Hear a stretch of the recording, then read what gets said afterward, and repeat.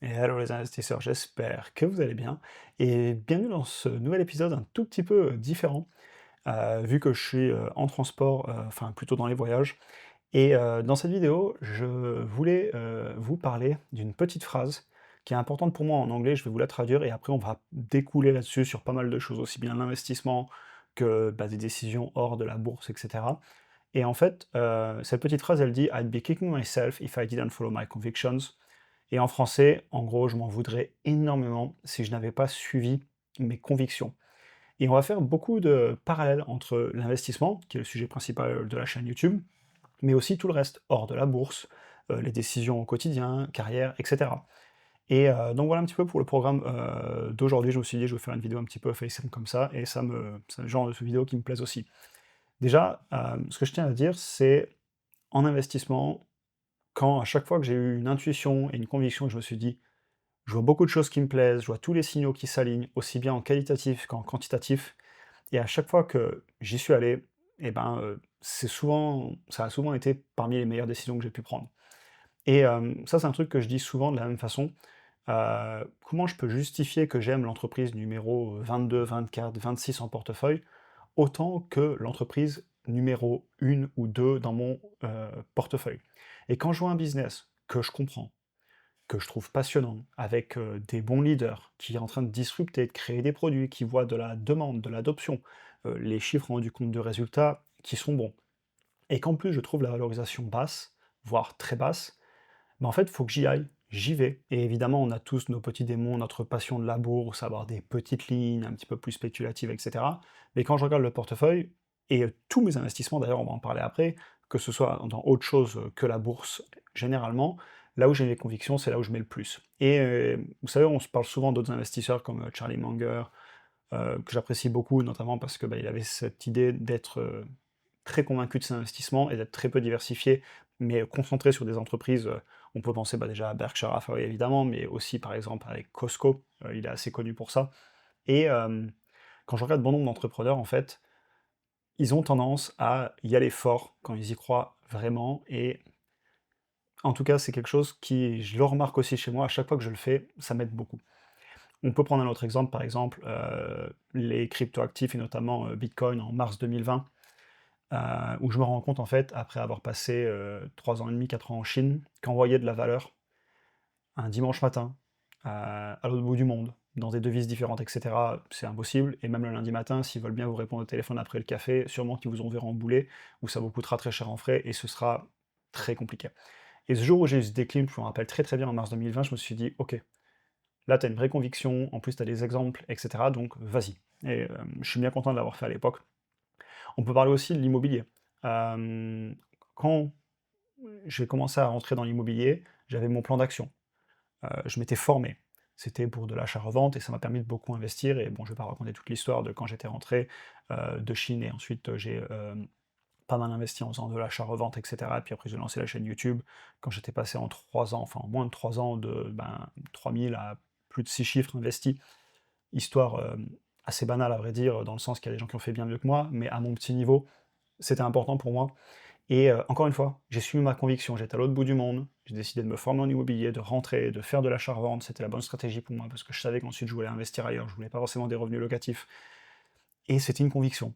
Et je l'ai suivi. Après je dis pas que c'est simple, j'ai beaucoup travaillé bien évidemment, mais ça a clairement, payé ses fruits, et mon patrimoine, et ben, en fait, moi-même je m'en remercie d'avoir osé prendre, ces, décisions. Et pour repasser un peu sur la bourse avant de parler ensuite d'autres décisions hors investissement, encore une fois, rentrer sur mes grosses convictions, les construire dans le temps, tenir des longues baisses. Il y a eu beaucoup d'actions comme ça où j'ai acheté pour les baisses pendant longtemps. Pensez Google, SoFi, Tesla, et cetera. Bon, vous connaissez un petit peu les actions que j'ai rentrées depuis ces dernières années. De toute façon, vous avez toutes les vidéos sur la chaîne pour le traquer.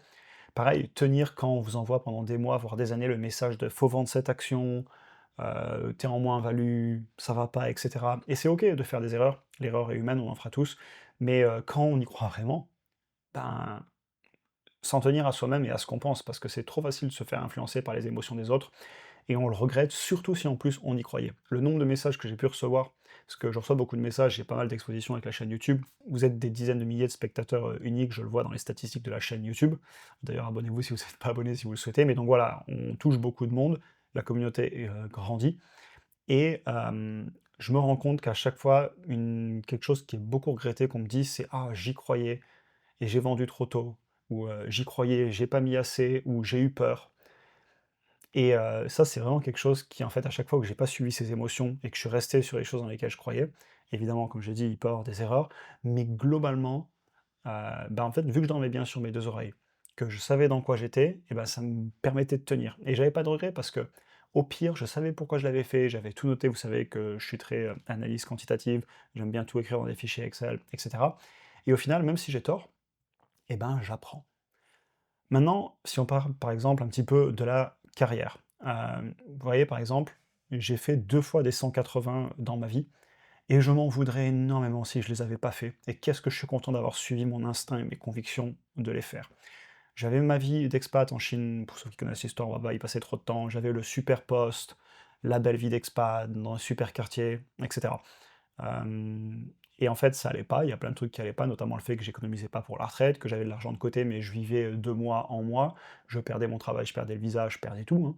Et ce 180, de reprendre la situation en main, de décider que je vais commencer à moi-même gérer mes finances personnelles et du coup de rentrer pour faire de l'immobilier, pour remettre tout au carré, à 27 ans globalement, une des plus grandes décisions que j'ai pu prendre, et j'avais des convictions que ça allait fonctionner.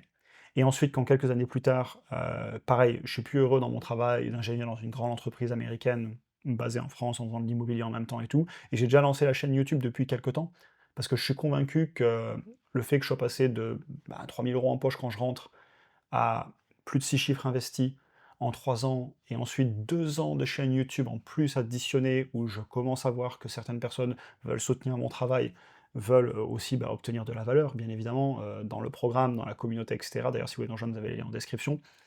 Et là, j'ai la conviction que si je vais au travail un jour et que ça va pas, c'est peut-être pas forcément de ma faute. Mais si j'y vais le jour 2, le jour 3, la semaine 2, la semaine 3, le mois 2, le mois 3, et que ça va toujours pas, c'est de ma faute. Alors je dis pas qu'il faut quitter du jour au lendemain, quoique c'est pratiquement ce que j'ai fait quand je suis rentré de Chine, ça allait très très vite, parce que ça allait plus, et généralement, me connaissant, quand ça va pas ou quand il y a un truc qui me convient pas, j'agis très vite. D'ailleurs, j'itère vite, je fais vite, et j'échoue ou je réussis vite, c'est aussi quelque chose que j'ai tendance à faire. Et des fois un petit peu trop vite peut-être, mais bon, au moins j'apprends, et personne n'est parfait. Mais en fait, cette décision de reprendre, encore une fois, les convictions que j'avais, que, il fallait que je passe plus de temps sur YouTube. Si vous regardez, ça fait tout juste 1 an que je publie, je sais pas, 4, 5, 6, 7 fois par semaine.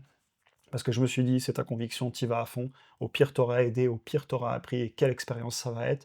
Et en plus, je me rappelle très, très bien le jour où je prends cette décision, j'ai compté les années de vie que j'avais devant moi si je devais taper dans mes économies, si je devais tout sortir. Et en fait, c'était écrit sur un fichier que, je prenais quoi comme risque?